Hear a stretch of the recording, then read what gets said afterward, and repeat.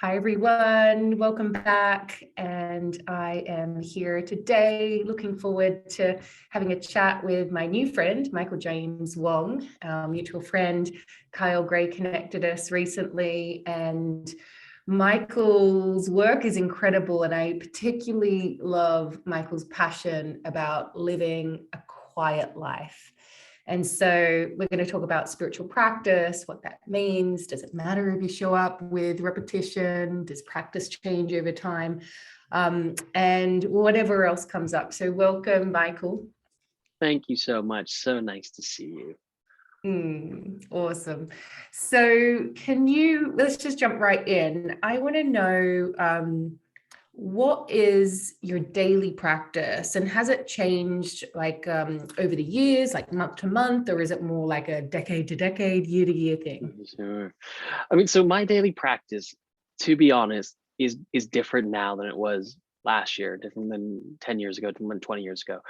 I came to these practices, what I call quiet practices, spiritual practices, probably about 25 years ago. And so back then it was a little bit more regimented. It was up at 6 o'clock, morning meditation, morning movement. It was a practice of consistency, of dedication, of connecting myself to the spirit through you could call hard work.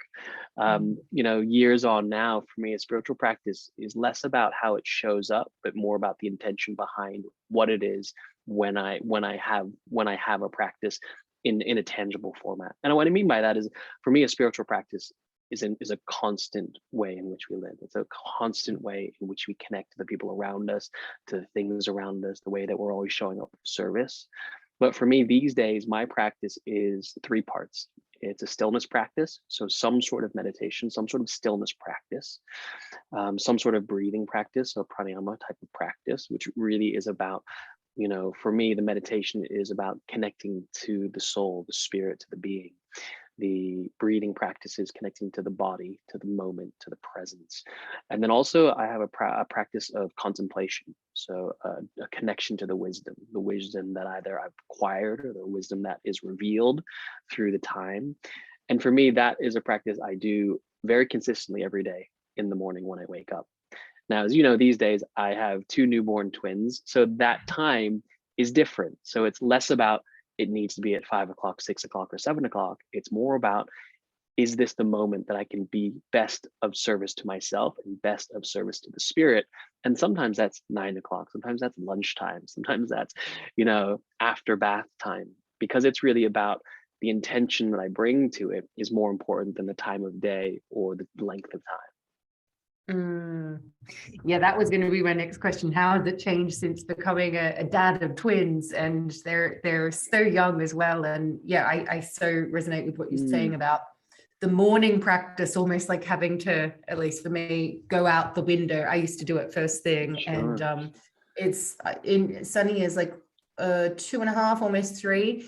And I think there's maybe been 2 mornings that I've woken up myself. Yeah. And so, but I think that I'm curious. I know it's still really early days for you, but has becoming a father and just like the physicality of everything you need to do with the babies, has it woven the spiritual with the physical a little bit more? Like, has it invited the everyday sacred in a little bit more?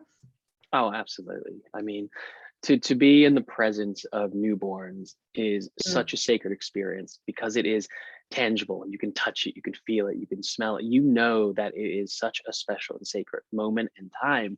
And so in its own right, it becomes a practice that, and a lot of times, has so much more depth than just kind of squirreling away for 20 minutes in a corner to breathe, or kind of lying yourself down on the floor to do a nidra practice, or to move away for 10 minutes to do a chanting practice. And those practices are really important practices. But oftentimes these practices, I find, or at least the way that my perspective shares and teaches it, is a lot of times the daily repetition of a practice, of a breathing practice, a meditation, a chanting, whatever it is preparation for moments exactly like this, where you can allow your spirit to be completely present when you're with a baby, completely attentive, completely loving, really embodying the idea of what it means to be of service. right? And you don't have to be a parent to know what it means to be fully of service, but it definitely helps to remind us that there is a selflessness of the spirit when we are connected to it, right? And I think it's Mm. a beautiful thing. And I find that the more that, for me at least, and it's different, and obviously I teach a lot of these practices with rigor. So the way that I would teach it would be, you would meditate 20 minutes twice a day. You would do this kind of practice in this sequence. You would have these things that consistently build. And I think there's an element of uh, expansion or growth when there's a difference between becoming versus being, right? If you're starting a spiritual practice, if you're just putting a meditation practice into your life, then there is an element of becoming connected to the spirit, which does require consistency and dedication. It's less Mm. about, do I like it or I not? Is it good or bad? Am I feeling it or not? It's about, I'm showing up to be connected to the spirit. But Mm. you and I maybe know, with a little bit more time, a few more years of doing it, it's not necessarily, if I'm not there at 6 a.m., then I don't have a spiritual practice today, or it's Mm. wavering. It's that moment to check in, but we also find it in other moments that can remind us the power of the practice in all forms. Mm. I love it. And yeah, I love that you brought up discipline like at the beginning, but then also kind of Mm. circling back to it now. Because this is an inquiry I'm in at the moment. Because discipline definitely helped me in many, Mm. many areas of my life, from creativity, creative process to meditation. Yeah, whether it's 10 minutes or 20 minutes or however long the practice is, particularly early on, having that ritual, that kind of rhythm that Yeah. you commit to, for me has been really important. And I can also see how sometimes that kind of like the forcing of the discipline of like, it needs to be a certain way and all of that can restrict us too. Can you talk a Mm. little bit about that and your experience with it? Yeah, I think a lot of times when we're restrictive is different than prescriptive, and I think when we're restrictive and we become too disciplined on, it needs to be at this time, at this length, and I think it's important to have that discipline. But when we become a little bit more maybe appreciative of the bigger picture, and maybe a good example would be, do you remember when you were younger? Maybe, I mean, at least in my family, you go out for the day with your friends, and you're like a teenager, but you had to be home for dinner, right? Or at least my house, you had to be home for dinner at 6 o'clock. And what that meant was, whatever you're doing, if you make time and it's a priority to come back for dinner, that it's going to be something nourishing, something meaningful. But you also don't need to come in with expectations that says, oh, well, it must be this food, or it must be a pizza, Mm. or it must be, whatever, because actually, that the spirit or the mother, or physically your mother, my mother, has done some of that work to ensure that it is a meaningful and beautiful experience. But there is that learned, maybe, dedication to know that showing up daily is for your own benefit, without the expectation of needing to be so specific on what happens in what order and what flavor it is. Mm. Does that make sense? A total sense. And then what about someone starting out, or someone who is like, I know I'm being called to mix up my spiritual practice a bit, but particularly someone starting out and just Mm. like, I reflect back before I started a regular practice, it was a little bit like overwhelming to know which practice to choose. Hmm. And then I began to dabble quite a lot. Yeah. And so the consistency of one practice actually was Yeah. good because it was like a container. Oh, yeah. And of course it can change over time. So like, what advice would you give someone who's feeling a little bit like that? Like, I'm kind of like, I'm reaching here. I'm like, Yeah. I don't know what my meditation is, or I don't know what my practice is. At the very beginning, the most beneficial practice is the one that you're excited to do every day. And so if it is That's good. meditation, if it is chanting, if it is, pulling cards from the deck, if it is breathing, if you're excited to do it every day, do that. One of the most important things that I remember hearing from my teacher is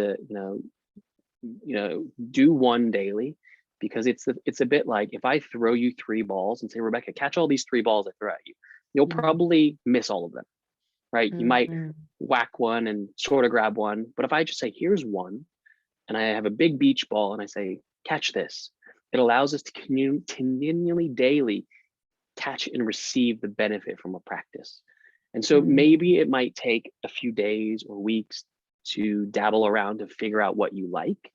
And I think preference does help when you're beginning, because it gives you that level of both experiential excitement and connection. It allows your brain to understand and to learn.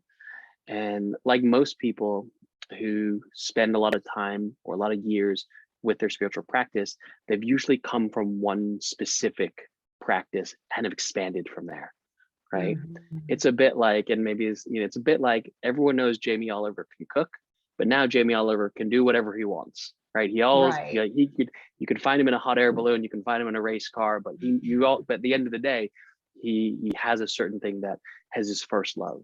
And for me, that's something, that's a meditation practice. For you, it could be something different, but it's about find the thing that you're excited to do every day that allows you to draw back into the connection. And from there, the connection grows, expands, and then it opens the doors to invite new things in for you to try and experience. And that actually creates even more meaningful practices in the long term, because you have a strong baseline that you have a lived experience with your practice. Brilliant.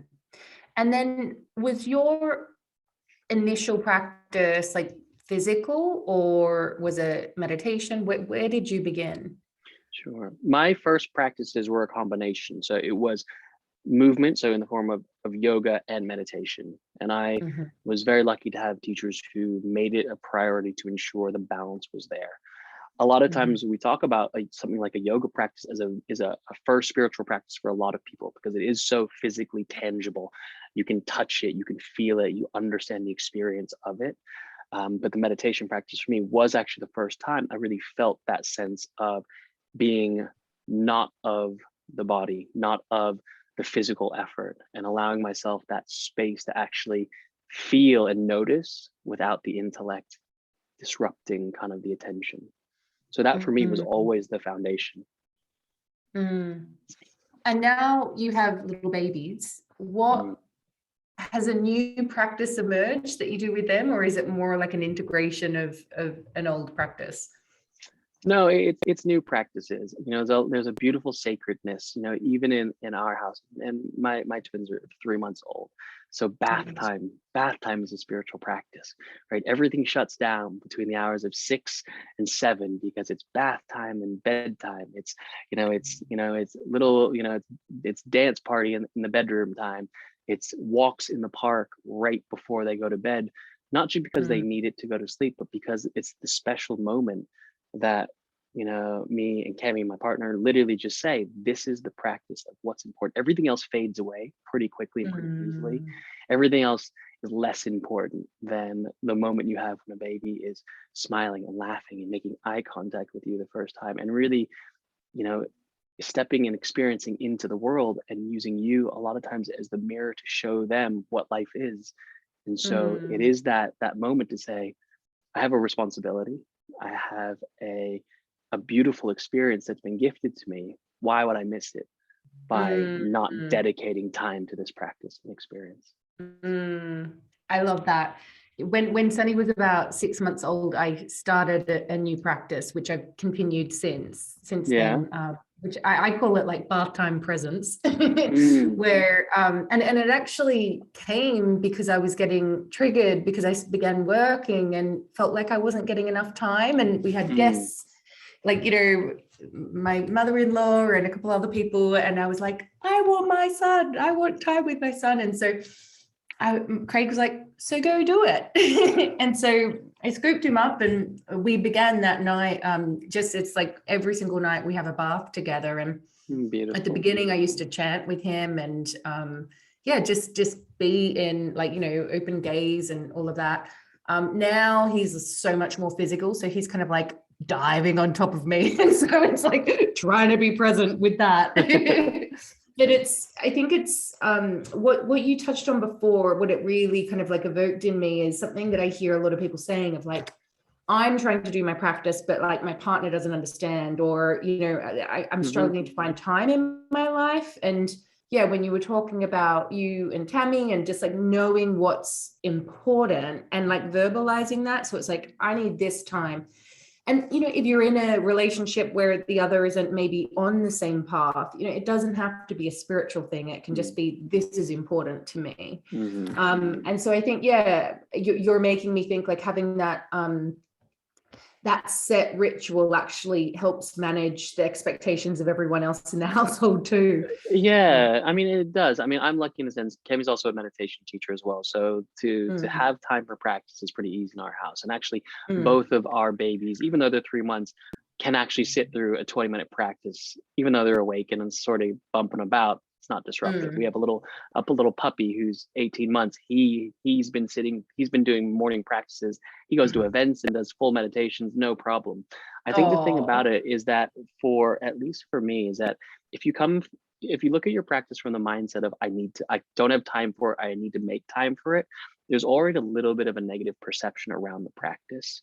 And sometimes we have to look at how we reframe the practice and recognize that sometimes, or a lot of times, the practice itself isn't the actual benefit of the practice, if that makes sense.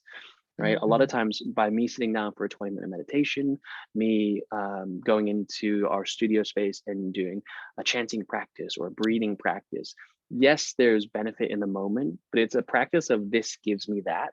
Right. So this practice for 20 minutes gives me the capacity, the clarity, the ability to show up better, to be awake, to be vibrant in a conversation. And I think when we remember that, you know, even the most meaningful meditation practice still is a practice that supports how I live, how I show up after, right? I always talk about, it's not the 20 minutes during that matters. It's what do you notice the 20 minutes after, 1 hour after, 5 hours after. And if I recognize that maybe I'm a nicer person, or I feel a little less stressed or anxious, or, you know, I go catch up with a friend for lunch and they say, oh, wow, you just seem a bit lighter today. And I go, oh, and I go, ding, oh, because I had a really dedicated practice this morning. It starts to turn the light bulbs on to remind us that actually making time for your practice or committing time for your practice not only is beneficial in the moment, but really gives us life after, gives us freedom after, choice after, capacity, clarity, all of these things that we always want and hope and feel like, oh, I just wish I had a little bit more energy. I wish I was a little bit less stressed. And it's really about allowing ourselves to notice the experiences in the moment when our practice has served us well. I love that. Amazing. Well, thank you so much for sharing a bit about your practice and some of the things you've learned along the way, Michael. Thank you. Wonderful to see you. So I'll include all the links of where you can find out about Michael's work and his programs and his website and all of that below the video. So thank you very much. So thank you so much for tuning in to this episode. If you would like to explore different spiritual practices, you can join my free Discover Your Spiritual Practice program. It's a 7-day journey, which kicks off, we're doing a live round on the 21st of June. And yeah, so each day you'll be sent a new spiritual practice. So you can join me in the link below.